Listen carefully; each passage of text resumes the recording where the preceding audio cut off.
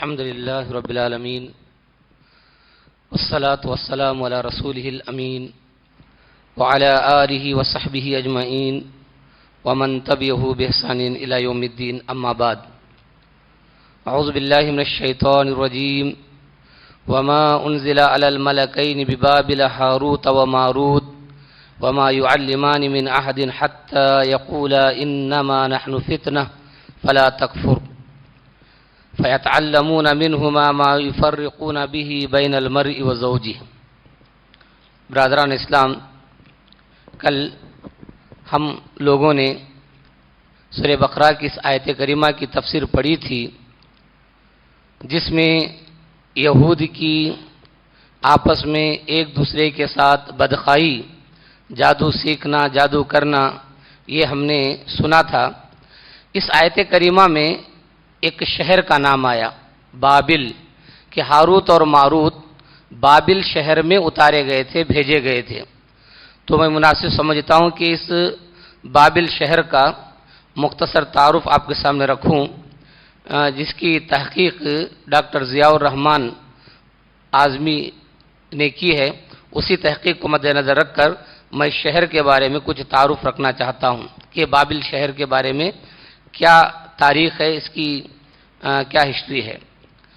بابل عراق کی قدیم زبان میں اللہ کے دروازے کو کہتے ہیں، اور بابل جو ہے عراق کا ایک قدیم شہر ہے، پرانا شہر ہے، جو دجلہ اور فرات کے درمیان واقع ہے. دو ندیاں ہیں بڑی بڑی عراق کے اندر، ایک ندی دجلہ ہے اور ایک ندی فرات ہے. یہ دو ندیوں کے درمیان یہ شہر واقع ہے. بغداد سے 80 کلومیٹر پر دور ہے یہ شہر بابل، جہاں یہ ہاروت ماروت اتارے گئے تھے. قبل مسیح کا معنی ہے عیسیٰ علیہ السلام سے پیدا ہونے کا زمانہ. عیسیٰ علیہ السلام سے پیدا ہونے کے پہلے کے زمانے کو قبل مسیح بولتے ہیں. ہمیشہ یاد رکھیں، علماء قبل مسیح ذکر کرتے ہیں اپنی تقریروں میں کہیں بھی، تو عیسیٰ علیہ السلام سے پیدا ہونے کے پہلے کے زمانے کو قبل مسیح کہتے ہیں. تو 2000 سال قبل مسیح اس علاقے میں بہت بڑی حکومت تھی، بہت بڑی سلطنت تھی. اس میں بہت سارے بادشاہ مشہور ہوئے. ان بادشاہوں میں ایک بادشاہ تھا بخت نصر، جس نے تقریباً 600 سال قبل مسیح فلسطین پر حملہ کیا. بخت نصر نے فلسطین پر حملہ کیا اور بہت سارے یہودیوں کو بابل لے کر آیا، قیدی بنا کر رکھا ان کو. پورے تورات وغیرہ کو جلا دیا، ایک تورات کو بھی اس نے باقی نہیں رکھا. پورے یہودیوں کو، بہت سارے یہودیوں کو، بچوں کو قتل کیا، نوجوانوں کو قتل کیا، باقی کو قیدی بنا کر بابل لے کر آیا.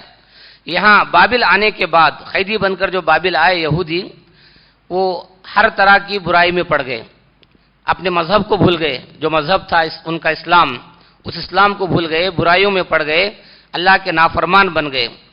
اپنی عبرانی زبان بھی بھول گئے، جس زبان میں تورات ہے، آسمانی کتاب ہے، وہ زبان بھی بھول گئے.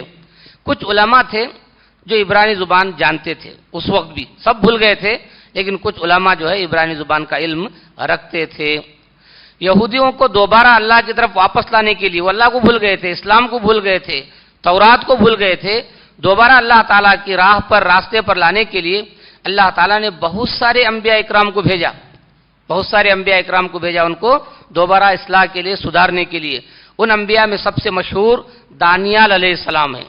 بہت سمجھایا انہوں نے ان کو، دانیال علیہ السلام نے ان کو بہت سمجھایا، لیکن وہ کسی بھی صورت میں برائیوں کو ترک کرنے والے نہیں تھے، برائیوں کو چھوڑنے والے نہیں تھے، برائی کو چھوڑنے کے لیے تیار نہیں ہوئے. تب اللہ تعالیٰ نے ان کا سخت امتحان لیا، یعنی ہاروت اور ماروت کو بھیجا امتحان لینے کے لیے ان یہودیوں کا. ان فرشتوں نے بتایا کہ ہم تمہارے لیے امتحان ہیں، نحن فتنہ، جو قرآن کی آیت ہے، ہم امتحان ہیں، تم ہم سے اچھی بات بھی سیکھ سکتے ہو. فرشتوں نے کہا تم ہم سے اچھی بات بھی سیکھ سکتے ہو، بری بات بھی سیکھ سکتے ہو، تمہارے اوپر ہے. ہم دونوں باتیں سکھا سکتے ہیں، ہم جادو بھی سکھا سکتے ہیں، اچھی باتیں بھی سکھا سکتے ہیں.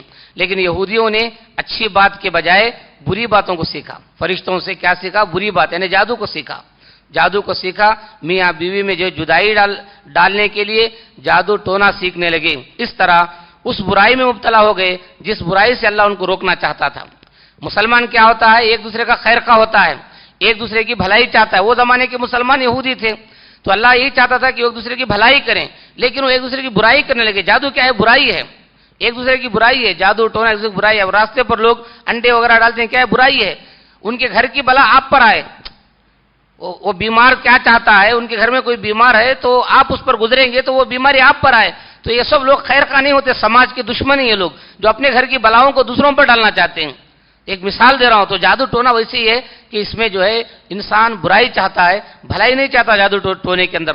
تو یہود بھی اسی بیماری میں مبتلا ہو گئے جس سے اللہ تعالیٰ انہیں ڈرا رہا تھا. اب آپ کے دل میں ایک سوال پیدا ہو سکتا ہے، فرشتے ان کو جادو کیوں سکھاتے تھے، برائی کیوں سکھاتے تھے؟ اس کی مثال ایسے ہی ہے جیسے ایک استاد اپنے شاگرد کو باطل مذاہب کے بارے میں بھی سکھاتا ہے جو مذاہب غلط ہیں. اب جیسے ہندوستان میں بہت سارے مذاہب ہیں، دنیا میں بہت سارے مذاہب ہیں جو باطل ہیں، ہم اس کا علم رکھتے ہیں. علماء کیوں علم رکھتے ہیں؟ ان کے مذہب کی غلطیوں کو پکڑ کر ڈھونڈ کر ان کو بتانے کے لیے کہ تمہارے مذہب میں یہ غلط ہے، اس لیے علم رکھتے ہیں. ایک استاد غلط مذہب کا بھی علم سکھاتا ہے اپنے شاگرد کو تاکہ وہ دفاع کر سکے، تاکہ ان سے جو ہے وہ لڑ سکے کہ تمہارے ہاں بھی غلطیاں ہیں. بات سمجھ میں آئی؟ لیکن اگر اس کے بجائے وہ شاگرد دفاع کرنے کے بجائے اپنے مذہب کا وہ خود غلط مذہب اختیار کر لے، وہ خود غلط راستے پر چلے جائے، وہی باطل مذہب قبول کر لے، اس میں استاد کا کچھ قصور نہیں ہے. استاد تو باطل مذہب قبول کرنے کے لیے نہیں پڑھایا تھا، اس کو باطل مذہب کا رد کرنے کے لیے پڑھایا تھا، اپنے اسلام کا دفاع کرنے کے لیے پڑھایا تھا، لیکن وہ جو ہے باطل مذہب قبول کر لیا. تو اسی طرح یہاں بھی فرشتوں کو آزمائش کے لیے بھیجا گیا تھا. ان سے اچھائی بھی سیکھ سکتے تھے، انہوں نے کہا کہ ہم سے اچھائی بھی سیکھ سکتے ہو، لیکن لوگوں نے برائی سیکھا تو ان کا قصور نہیں ہے، اس میں فرشتوں کا کوئی قصور نہیں ہے. پھر بابل شہر کے بارے میں یہ ہے کہ 500 سال قبل مسیح، تقریباً 500 سال قبل مسیح، فارس کے بادشاہ خسرو، فارس بولے تو ایران، اس زمانے میں سپر پاور طاقت تھی، وہاں کا جو بادشاہ تھا خسرو، اس نے بابل پر حملہ کیا. بابل کی تباہی ہو گئی. بابل کی تباہی کے بعد یہودی کاہن عذرا کی نگرانی میں، کاہن مطلب پھال کھولنے والا، جادوگر، مستقبل کی باتیں بتانے والا، تو ان کے ہاں ایک کاہن تھا یہود میں، اس کی وہ سرپرستی میں، نگرانی میں پھر دوبارہ فلسطین کو چلے گئے. بابل سے فلسطین کو چلے گئے کیونکہ بابل پورا برباد ہو چکا تھا حملہ کرنے کے بعد. اس وقت ان کے دلوں میں انسانیت کے لیے نفرت تھی، یہودیوں کے دلوں میں انسانیت کے لیے نفرت تھی، کسی بھی انسان سے محبت کرنا نہیں چاہتے تھے یہودی. اس حالت میں عذرا نے دوبارہ تورات کو لکھا. تورات مٹ گئی تھی دنیا سے، تو عذرا نے جو تورات کو دوبارہ لکھا اور یہ چیزیں تورات میں داخل کی، اپنے طرف سے داخل کیا تورات کے اندر، جبکہ تورات کی آیتیں نہیں تھیں، وہ اللہ تعالیٰ نے آسمان سے نہیں اتارا تھا، اس نے اپنی طرف سے داخل کیا. کیا داخل کیا؟ یہودی پوری انسانیت کو اپنا غلام سمجھیں، دنیا میں جتنے بھی انسان ہیں ان کو اپنا غلام سمجھیں یہودی. یہ اس نے اپنی تورات میں لکھا. اور جب بھی موقع ملے برائی کا بدلہ برائی سے دیں، تورات میں یہ باتیں داخل کی گئیں. بابل سکندر اعظم نے تقریباً 300 سال قبل مسیح حملہ کر کے، سکندر اعظم نے بھی حملہ کیا. کتنے لوگ حملہ کیے ان پر؟ 3 بادشاہوں کا ذکر آیا. سکندر اعظم جس کو الیگزینڈر کہتے ہیں، اس نے جو ہے بابل پر حملہ کیا 300 سال قبل مسیح اور اس کو نیست و نابود کر دیا، جو آج تک ایک کھنڈر کی شکل میں ہے بابل. اس حملے کے بعد سے آج تک بس وہ کھنڈر ہے، آباد نہیں ہوا بابل. وہاں پر علماء لکھتے ہیں کہ کھدائی چل رہی ہے زمین کی. بابل کی مشہور چیز برج بابل ہے جس کی 7 منزلیں بتاتے ہیں واللہ عالم. تو یہ کچھ باتیں چونکہ آیت میں ذکر آیا تھا بے بابلا، قرآن مجید کے اندر بابل شہر کا ذکر صرف ایک مرتبہ آیا ہے اسی آیت میں، جہاں ہاروت اور ماروت کا ذکر آیا ہے. پورے قرآن میں ایک ہی جگہ بابل شہر کا ذکر آیا ہے، جس کی مختصر تاریخ میں نے آپ کے سامنے رکھی ہے. اللہ تعالیٰ سے دعا ہے کہ اللہ تعالیٰ ہم سب کو اسلام کا جو صحیح راستہ ہے، سچا راستہ ہے، اس پر چلنے کی توفیق عطا فرمائے. ہر قسم کی گمراہی سے اللہ ہماری حفاظت فرمائے. آمین. صلی اللہ علیہ نبینا محمد وعلی آلہ وصحبہ اجمعین.